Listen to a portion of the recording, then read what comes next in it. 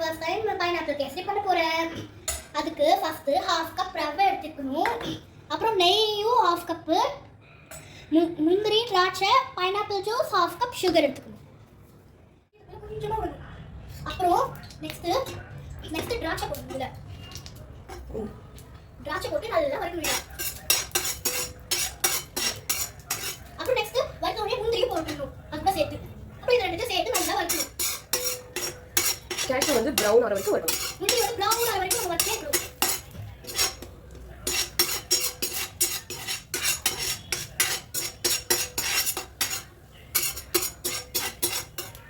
நல்லா வறுத்தாச்சு. பாப்பா எனக்கு ஹெல்ப் பண்றாங்க எடுத்துக்கிட்டு. அப்புறம் இது ரெண்டுத்தையும் சேர்த்து தனியா ஒரு பிளேட்ல வச்சுக்கணும்.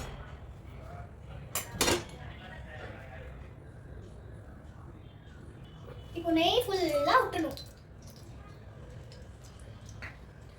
அப்புறம் நெக்ஸ்ட் ரவை ஃபுல்லா போட்டுறணும். அப்புறம் வறுக்கணும். ரவையும் வந்து கொஞ்சம் லைட்டா ப்ரௌன் ஆற வரைக்கும் ரவை வந்து லைட்டா ப்ரௌன் ஆற வரைக்கும் நம்ம வறுக்கணும். இப்படி போச்சுக்கோ.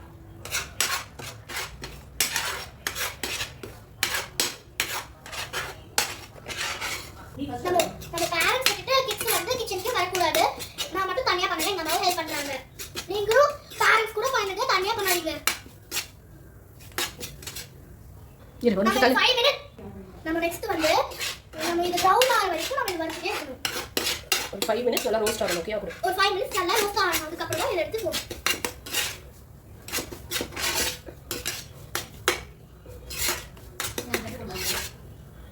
நம்ம ரோஸ்ட் ஆனதுக்கு அப்புறம் கொஞ்சம் ஹாட் வாட்டர் பைனாப்பிள் ஜூஸ் ஊத்தணும். கொஞ்சம் hot water. Next pineapple juice.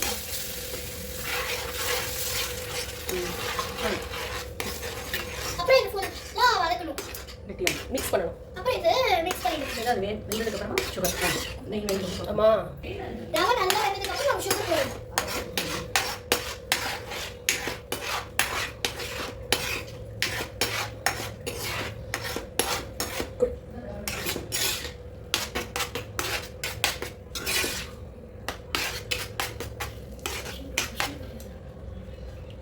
இப்போ ரவை நல்லா வெச்சு சுகர் இந்த கப் ஃபுல்லா ஆட் பண்ணணும்.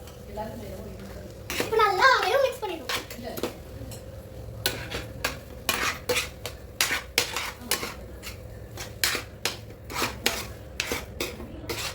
பாரு சுகர் அப்படியே மிக்ஸ் ஆகுதா கரைஞ்சிரும். அப்படியே மிக்ஸ் ஆகாது, இது கரைஞ்சிரும். அப்புறம் லாஸ்டா நெய் சூப்பரான கேசரி ரெடி.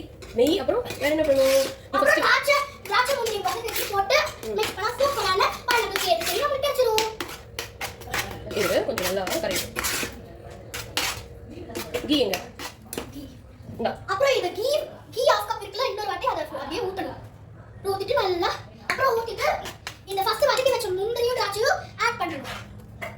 அப்புறம் இதையும் நல்லா சேர்த்து கரெக்ட்டியா கேசரி பண்ண குடு ஹெல்ப் பண்றேன் மிக்ஸ் பண்றதுக்கு.